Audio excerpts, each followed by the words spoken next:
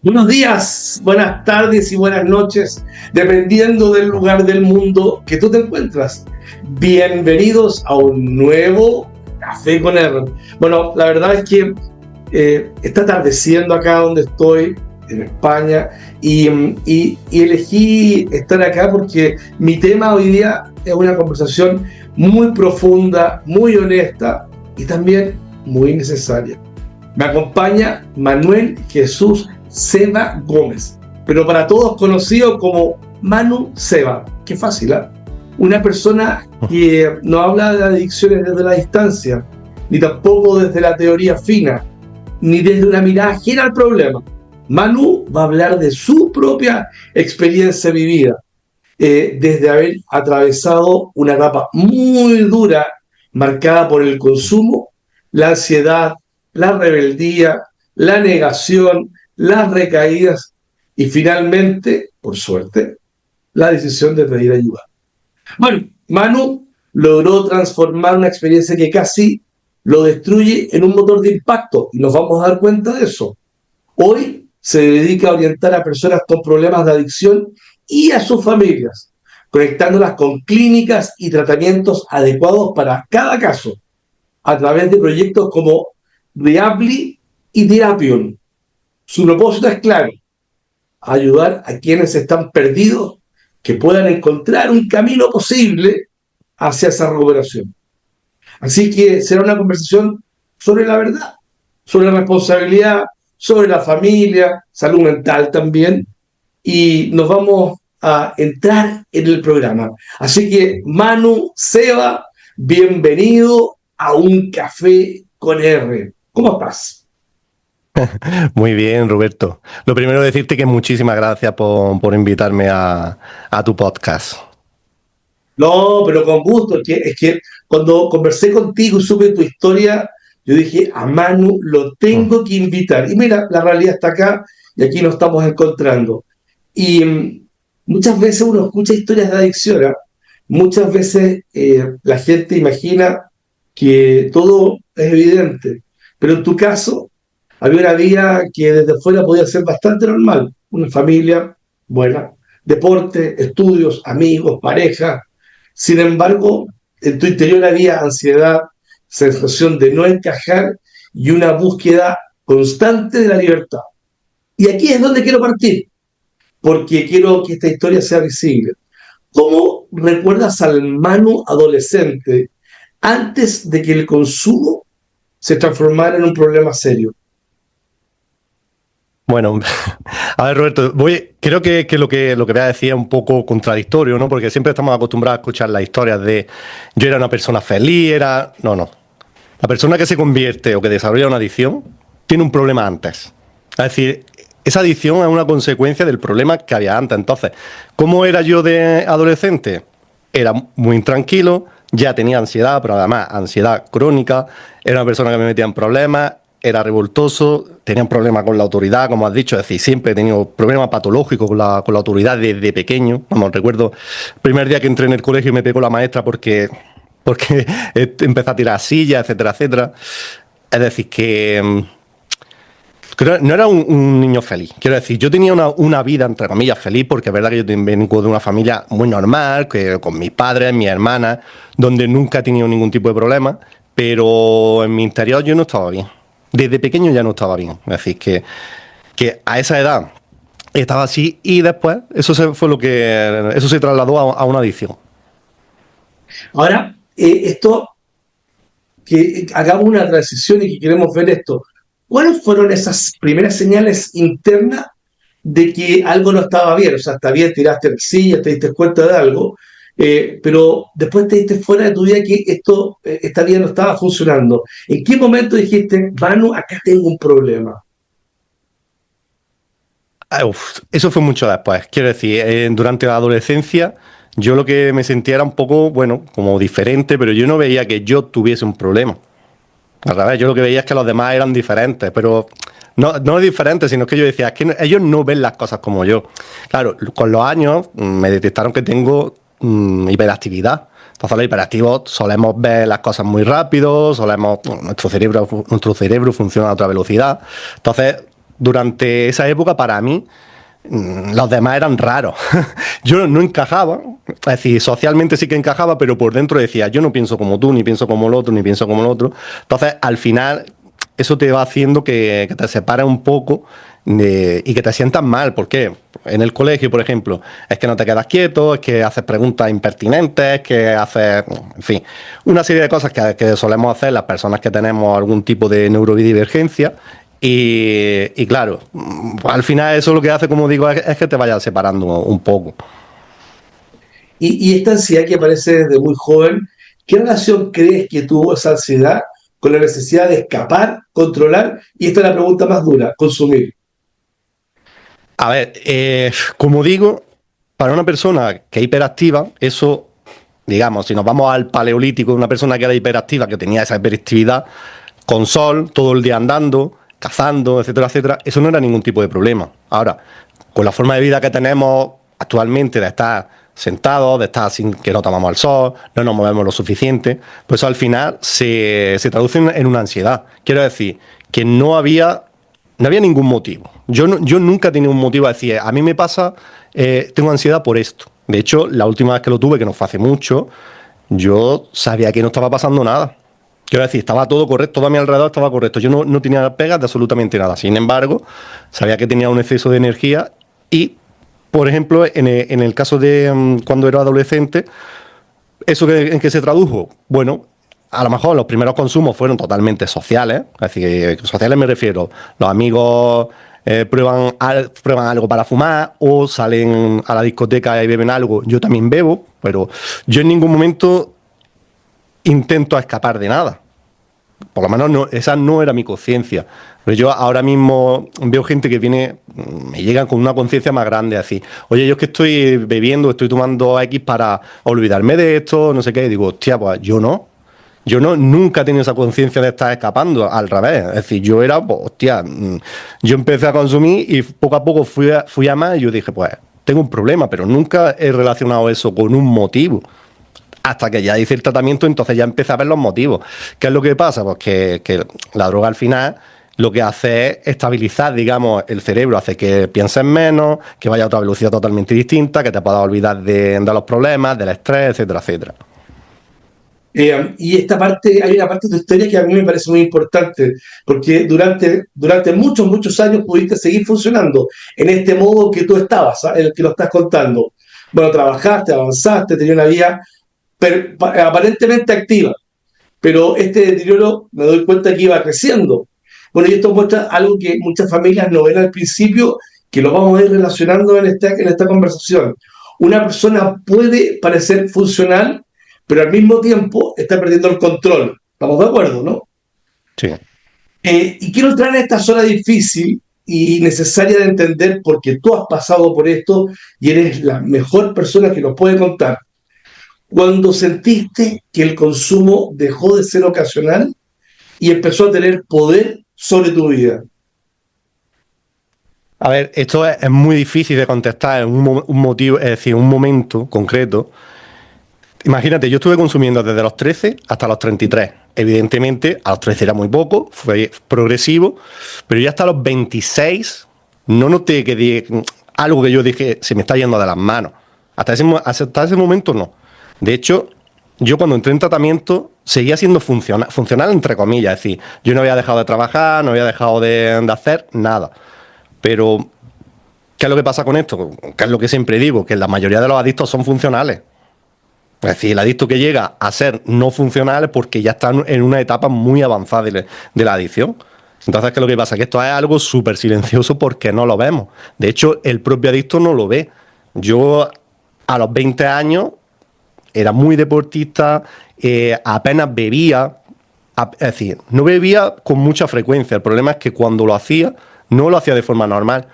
Pero yo tampoco era consciente de ello. Entonces, ¿qué es lo que pasa? ¿Qué es lo que pasa con un adicto en consumo? Que al final se acaba juntando con personas que consumen como él o más. Entonces no te das cuenta, porque todo tu alrededor consume igual, aunque sea las drogas legales, ¿no? Como puede ser el alcohol. Entonces, ¿qué pasa? Que no te das cuenta. Con lo cual, cuando tú ya ves que tienes un problema es muy tarde. Sí que es verdad que en algún momento de ese proceso yo decía, voy a acabar teniendo un problema, pero no lo veía hasta el día que no lo tuve de verdad, que ya dije, ya no hay marcha atrás. Hubo un día que me dije, ya no hay marcha atrás, y fue alrededor de los 26 años. Oye, ¿y cuesta tanto reconocer que uno tiene un problema, incluso cuando las consecuencias ya son evidentes, a estos 26 años, por ejemplo? Eh, a mí no me costó trabajo con reconocer que tenía un problema, sino pedir ayuda. Es Eso que es te diferente, costó. claro. Eso es lo que le cuesta muchísimo a los adictos. Muchísimo. Yo pedí ayuda, por ahí con 26, 27 años pedí ayuda, pero claro, no le pedí ayuda a las personas adecuadas. Solo pedía a 2 personas que consumían, solo pedía a un médico que sabía que no me iba a ayudar. Es decir, pero eso sin ser consciente, pero es verdad que la enfermedad te lleva a hacer ese tipo de cosas. Entonces, como digo, es una vergüenza. Cuando estás ahí es una vergüenza decir, voy a pedir ayuda. Y sobre todo, en mi caso, cuando yo pedí ayuda, cuando yo se lo conté a mis padres se quedaron alucinados porque mis padres no tenían ni la menor idea. Entonces, con ese tipo de vida tan buena, pedir ayuda porque tener problemas con la droga es que es muy duro. Es muy duro porque dices, es que todo el mundo se va a llevar un chasco. Mi familia no se llevó un chasco. Al final lo que pasó es que se alegraron, entre comillas, porque ellos sabían que yo estaba mal, pero no sabían de qué. Entonces, cuando yo les conté esto, sí que me dijeron, venga, pues si tienes este problema, vamos a solucionarlo. Pero me costó quizá 10 años pedir ayuda. Es decir, a partir de los 23 más o menos yo decía, se me va a acabar yendo, se me va a acabar yendo de las manos. A los 26 ya no había marcha atrás. Y hasta los 33 no pedí ayuda de verdad. Entonces, yo sé que es lo que más cuesta porque es con lo que más me encuentro es con esto. Es decir, el adicto que no pide ayuda, pero también es cierto que es uno de los patrones que sigue la enfermedad. Y es que nos secuestra prácticamente la voluntad y nos impide pedir ayuda literalmente. Entonces, es que es algo muy normal. No es algo mío, quiero decir. Lo raro es cuando alguien pide ayuda. Eso es rarísimo, rarísimo. De hecho, cuando alguien me pide ayuda directamente, desconfío.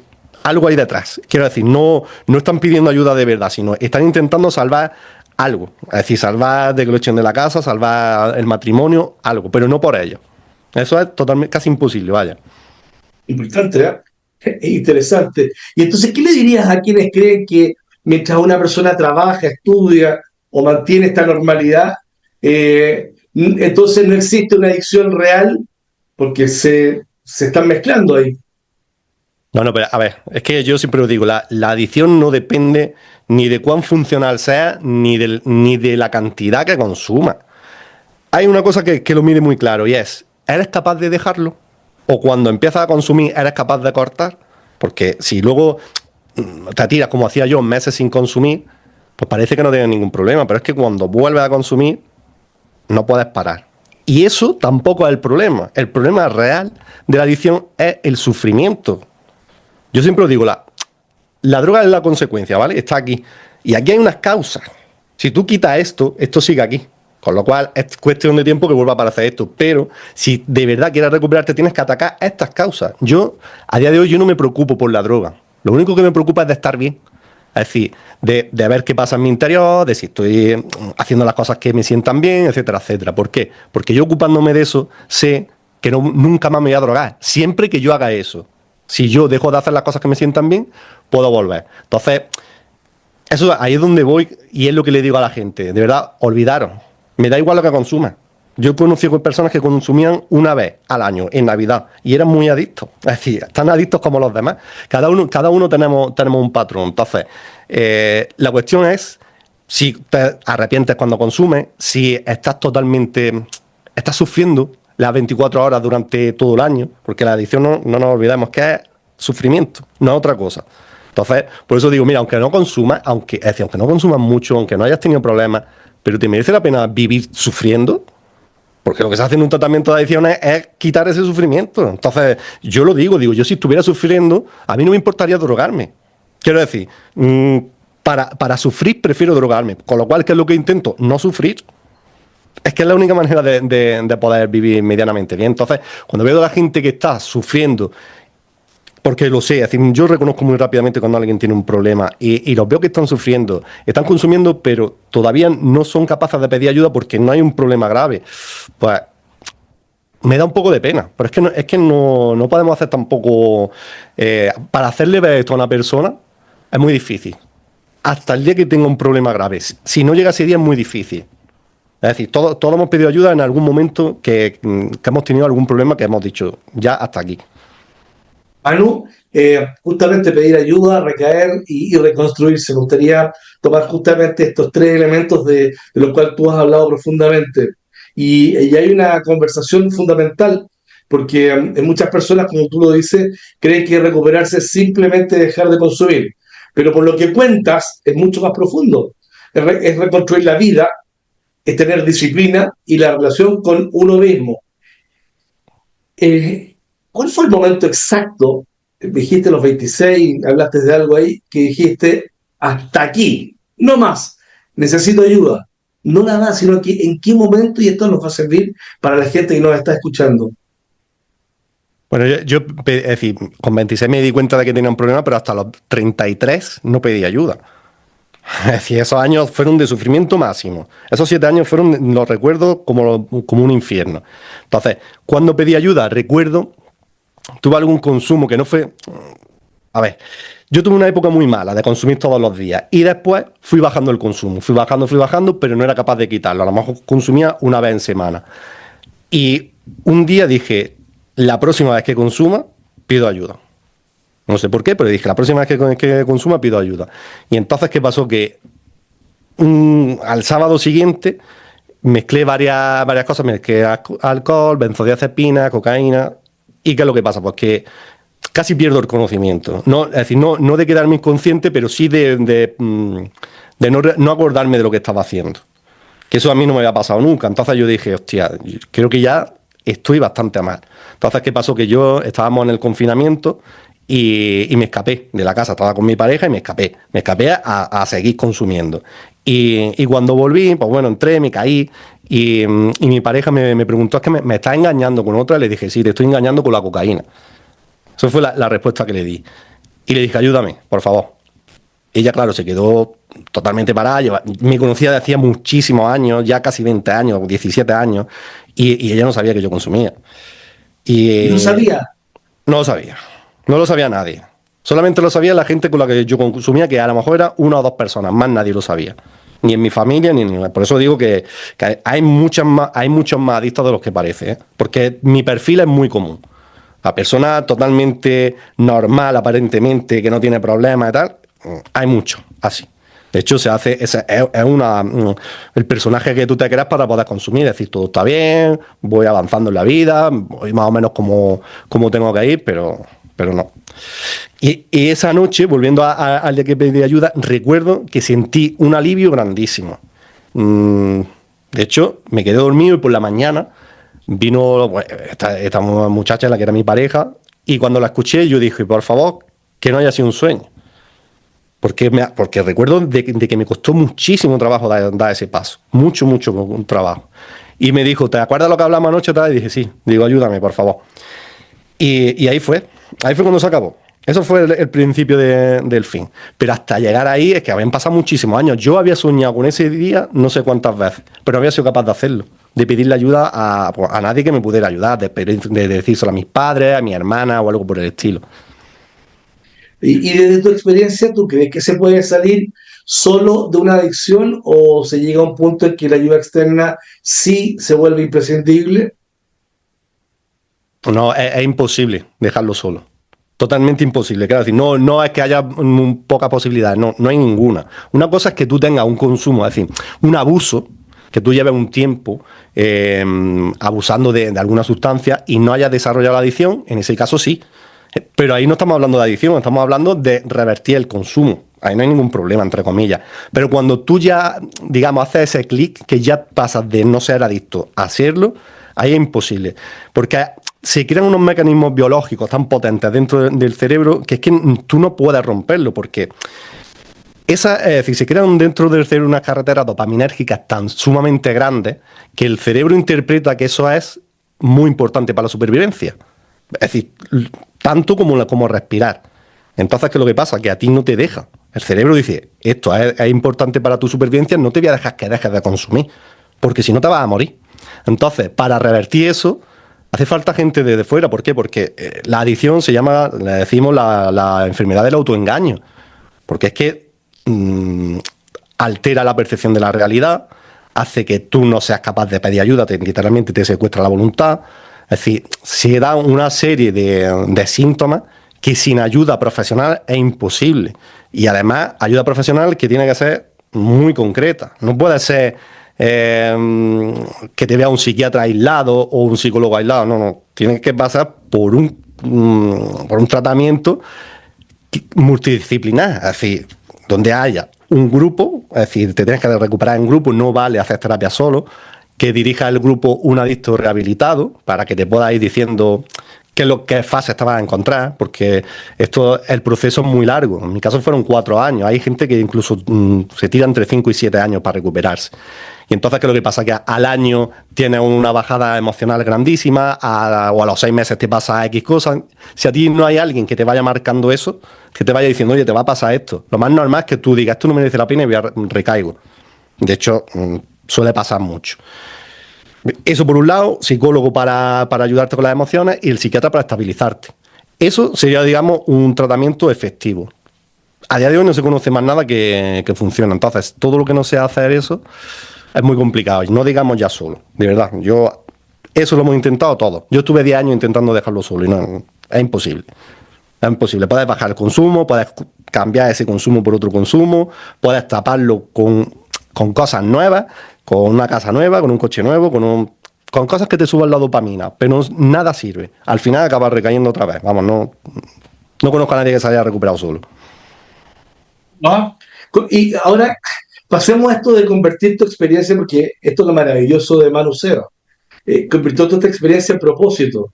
Y vamos a hablar de Viably, Terapium y la familia.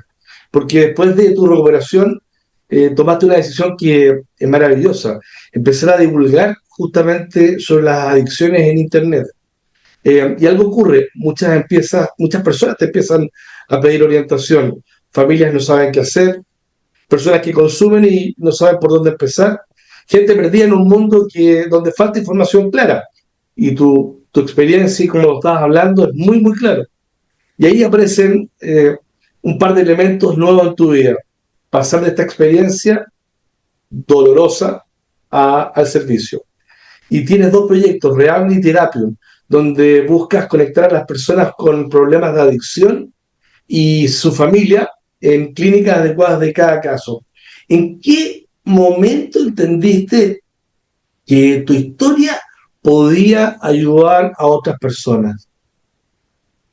Pues acabo de recordarlo en el momento exacto. Y no me había dado cuenta, fíjate, Roberto, hasta ahora mismo. Recuerdo que tuve una conversación con mi hermana, estábamos comiendo en un restaurante y estaba hablando con ella, con mi hermana mayor, y le dije algo, no me acuerdo, pero no relativo a esto. Me dijo, tío, ¿por qué no escribes un libro? Me dijo, ¿por qué no escribes un libro sobre tu historia tal? Digo, claro, yo llevaba ya 4 años con esto, para mí esto era normal. Yo ya me había separado de la vida normal, digamos. Entonces, yo no sabía que esto le iba a interesar a nadie, porque yo decía, esto de las adicciones, yo qué sé. Y ahí pues se me encendió la bombilla y dije, pues mira, a lo mejor no fue un libro, pero sí que es verdad que cuando pasaron los meses dije, pues mira, vi que había alguna persona, había como 2 o 3 personas en internet hablando aquí en España de adicciones, y dije, pues mira, puedo hacerlo, puedo intentarlo. Y ya está. Y ahí fue cuando me puse a divulgar, pero yo no era en ningún momento era consciente del impacto que podía tener eso unos meses después, ni para nada. No porque ni siquiera sabía qué es lo que iba a hacer, simplemente dije, voy a empezar a divulgar y ya está. Yo me formé como terapeuta, hice el máster de neurociencia, es decir, todo un poco a la vez, ¿no? Pero no tenía ni idea de dónde me iba qué es lo que iba a hacer. Entonces, a lo largo de los meses me van contactando muchas personas, sobre todo familias, y yo, los voy guiando y digo, es que, claro, aquí no hay información. Cualquiera conoce a un electricista o conoce, yo qué sé, a un fontanero, pero a un terapeuta de adicciones no. Es muy raro y de hecho es un tema totalmente tabú, muy tabú. Es decir, mis padres tienen unos amigos que son desde pequeños con ellos, desde los 5 años. Su hijo estaba en la misma situación que yo, a la misma vez que yo, y no lo supieron hasta que llevábamos 1 año y algo cada uno. en una comida salió algo, dijeron, no, es que Pablo, que es el otro chico, Pablo está haciendo puzzles, que son una de las pautas que hacemos en los tratamientos. Y mi padre dijeron, es que Manu también, ¿es que le ha pasado esto? Sí. No lo habían dicho entre ellos, los mejores amigos. Es decir, un tema súper tabú. Con lo cual, ¿qué es lo que pasa? Que si tú tienes un problema e intentas salir, lo más normal es que hasta dar con un sitio adecuado pasen años. Yo tuve mucha suerte, porque yo caí en el sitio perfecto a la primera. Yo no hice más nada. Es decir, yo hice este tratamiento y ya está. No he hecho nunca más nada, ni he pasado por otras clínicas, ni por psicólogos, ni por nada. Pero eso no es normal, porque yo me encuentro mucha gente que me dice, es que hemos intentado ya todo, hemos hecho esto, hemos hecho lo otro. Y digo, claro, es que habéis hecho muchas cosas, es verdad, pero no habéis hecho ninguna de las que funcionan. Entonces, pues bueno, eso fue un poco cómo empecé con esto. Y luego, además, de la situación, yo era la única persona que estaba haciendo esto en España. Había una empresa, que es Rehabli, que lo estaba haciendo también, y Miguel, que es el dueño, y yo nos conocimos y dijimos, tío, ¿por qué no colaboramos los dos y así podemos ayudar a más gente? Y dijimos, pues a mí me parece genial. Pues además, él también es adicto rehabilitado y tal, entonces entre nosotros como que tenemos un poco ese deber. Porque aunque es verdad que esto se ha convertido en un trabajo, pero no nació como eso ni yo lo veo así. Es decir, yo lo veo como una obligación que tengo, es decir, a mí me ayudaron mucho y yo quiero ayudar también a la gente que pueda. No puedo salvar a nadie, ni puedo salvar a muchas personas, ni vamos, como digo, a nadie. Pero ayudar sí. Y eso fue el camino que pasó en los meses siguientes hasta acabar colaborando con Rehabli, bueno, y ser la cara visible de Rehabli y colaborando con ellos a todos los niveles. ¿Y qué hace exactamente Rehabli, Therapium, que son tan necesarios en el mundo de las adicciones? Si nos puedes contar un poco más para que la gente pueda conocer esta maravilla. Sí, a ver, Rehabli nació como un directorio de clínicas y solamente para darle publicidad a las clínicas, para que la gente pudiera entrar y ver las clínicas. Pero pasó también que de forma casual la gente empezó a llamarlo, a llamar a Miguel y al resto del equipo y a preguntarle, oye, ¿dónde puedo ir? ¿Qué puedo hacer? Entonces, ya digo, ninguno de los dos pensamos esto al principio, es decir, vamos a hacer esto, porque de hecho es que no existe, no hay gente que se dedique a esto. ¿Y qué es lo que pasó? Pues que empezaron a derivar personas a clínicas. Se valora un poco el caso, valoraba un poco el caso y dice, pues venga, yo creo que el mejor sitio donde podéis ir es aquí. Y eso es lo que hacemos. Es decir, a nosotros no entran llamadas, no entran mensajes, oye, ¿me puedes ayudar? Vale, ¿qué te pasa? Si es para un familiar, si es para sí mismo, el tipo de consumo, el tiempo que lleva. Es decir, miramos un montón de cosas con las que nosotros nos hacemos más o menos una composición, hacemos una entrevista normalmente con la persona que necesita la ayuda y en base a eso pues decimos, mira, yo creo que puedes ir o a esta clínica o a esta. Normalmente le solemos dar un par de opciones, hay veces que solamente podemos dar una y otra que le podemos dar 10, pero normalmente le presentamos dos opciones y oye, puedes ir aquí o aquí. Y aparte hay una cosa, y es que nosotros conocemos a las clínicas con las que trabajamos. De hecho, allá estuve visitando 3 clínicas de las que quieren trabajar con nosotros porque yo en mi caso me aseguro de saber a dónde estoy mandando a las personas. Yo no mando a nadie porque incluso aunque hay clínicas que tienen nombre y no los mando. Yo soy muy estricto porque yo hice un tratamiento súper estricto. Yo vengo digamos, de una corriente. La primera clínica que hubo en España, yo vengo de ahí. Es decir, mis terapeutas se han formado allí y es mucho más estricto que el resto de tratamientos que hay ahora mismo. Entonces, nosotros por lo general solo recomendamos este tipo de tratamiento. Depende del caso, pero en el 90% siempre. Entonces, todas aquellas clínicas que no cumplan con ciertos requisitos, yo no las puedo recomendar. Ojo, yo no le voy a decir a nadie, esta clínica es mala, nunca. Pero sí es verdad que le voy a decir, yo no te la voy a recomendar. ¿Por qué? Porque yo, donde te recomiende, sé que estoy poniendo mi cara y me la van a respetar. Es decir, me la van a respetar no porque por mí, sino porque hacen las cosas bien. Porque hacen las cosas muy bien. Y de hecho, hay en concreto un par de clínicas en España que me ponen el vello de punta. Decía, hacen barbaridades. Barbaridades bien, me refiero. Hace poco a una de ellas le mandé un chico que estaba tirado en la calle. Y el otro día lo vi y yo dije, pues es que no puede ser. Digo, si es que esta persona era un indigente, ¿cómo está así de bien? Evidentemente, ahí hay un esfuerzo por parte del paciente. Pero esa experiencia que tienen y esa forma de hacer las cosas son raras. Y son con los que más trabajamos. Es verdad que trabajamos con gente a nivel de toda España, pero ya te digo, nos cercioramos muy bien de que el proceso sea lo más correcto posible. Y luego es curioso porque además estas clínicas no son las más caras, pero para nada. De hecho, algunas de ellas están en el precio bajo. Que yo siempre os digo, oye, si tú tienes mucho dinero, a mí me da igual dónde vayas. Pero lo que no quiero es que si tienes un presupuesto muy acotado, te lo gastes en un mes. Porque en un mes no va a hacer nada. Es que esto se necesitan años. Entonces, eso es una de las cosas que nosotros miramos mucho también. Porque a la vez mucho desconocimiento, hay gente que me viene y me dice, es que no hemos gastado auténticos dinerales, no ha servido y ahora no tenemos dinero. Y yo, claro. Entonces, eso es lo que intento evitar. A la gente que pasa por nosotros, intento evitarle eso. ¿Por qué? Porque yo sé que esto es un proceso largo, que puede haber alguna recaída y intento que el presupuesto esté lo mejor invertido posible.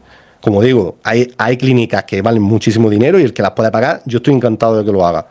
Pero no que en un momento de desesperación una familia pida un préstamo, que yo he visto casos hasta de vender la casa para entrar en una clínica donde no deberían de ir. Entonces, nuestro trabajo va un poco más allá solamente de decir ve aquí o allí, sino de darle a la familia una visión del camino lo más aproximada posible a la realidad, porque luego se van a encontrar muchas cosas que si no has pasado por ahí no lo sabes. Es muy difícil y evidentemente en las clínicas es muy difícil que te cuenten eso. Son negocios y lo normal es que te quieran tratar a ellos.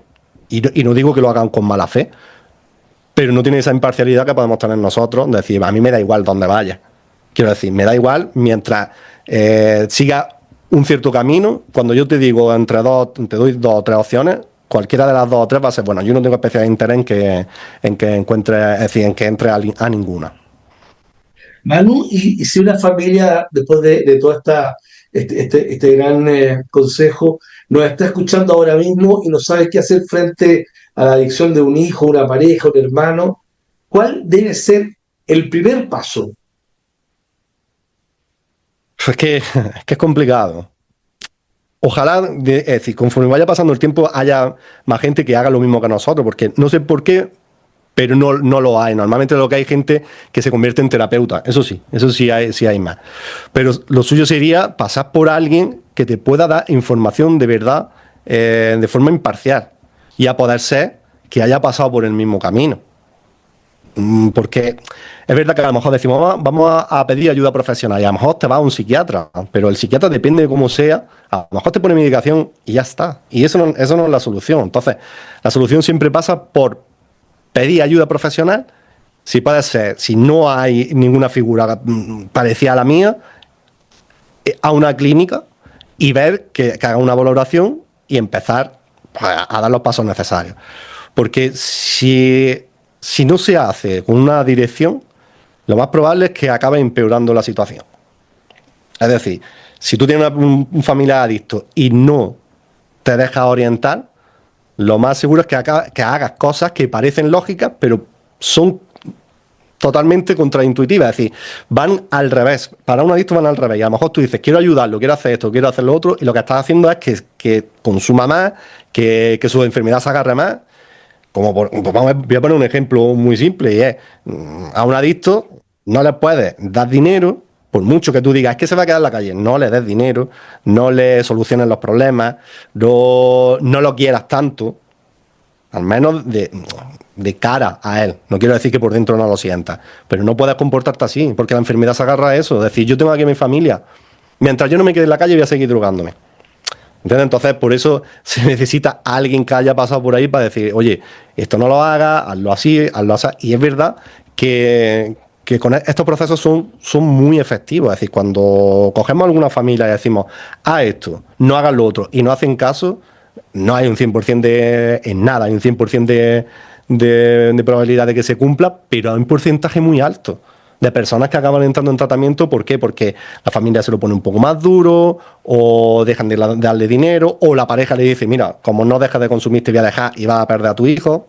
Es decir, que por eso digo que como es un mundo tan complejo, y ya a la vez pasa por ahí, yo lo sé que es muy complejo el hacer ese camino solo o dejándote guiar por terceros que no conocen el proceso, es peligroso. Literalmente, es peligroso. Manu, después de toda esta gran conversación, con tantos consejos, con tantas vivencias, ¿dónde te puede ubicar la gente que nos está escuchando y nos está mirando? ¿Algún Bueno, correo? Dar un poco de tus coordenadas. sí, a ver, en redes sociales soy Manu Seba, en las tres, en Instagram, en TikTok y en YouTube, y luego en la página web también manuseba.es, que se está construyendo, pero vamos, para cuando salga el podcast estará ya listo. Y ya está, pero sobre todo en redes me vas a encontrar muy rápido, porque llevo ya bastante tiempo subiendo contenido y la verdad que cuando pones adiciones, muchos de los vídeos que salen son míos. Así que ahí tú solo tenés puesto el número de teléfono o mandarme un mensaje. Bien, muy bien. Oye, Manu, tu historia nos deja muchas reflexiones. Bueno, primero que todo, es una adicción no empieza en una vida completamente destruida. O sea, a veces empieza en silencio, mientras la persona sigue estudiando, trabajando, haciendo deporte, y aparentemente todo está bajo control. La segunda que aprendo es que pedir ayuda no es rendirse, sino que muchas veces el primer acto real de valentía, real. La tercera es que, tanto lo insististe, la recuperación no es ni perfecta ni automática. Tiene avances, tiene caídas, vergüenza, disciplina, mucho acompañamiento y decisiones que hay que volver a tomar cada día. La cuarta es que nadie tiene que dar por definido que para siempre está su peor etapa. Una experiencia dolorosa puede convertirse en conciencia, en propósito y en servicio de lo que tú estás haciendo. Y tu historia es una historia real. Y precisamente por eso, personalmente, yo creo que puede tocar a muchas personas. Bueno, Manu Seba, muchísimas gracias por estar en Un Café con R, por compartir con tanta honestidad tu vivencia. Bueno, y a todos nuestros amigos, nos estaremos viendo en un próximo Café con R tan entretenido, tan valioso como este. Manu, que estés muy bien, un abrazo gigante. Muchas gracias. Muchas gracias, Roberto.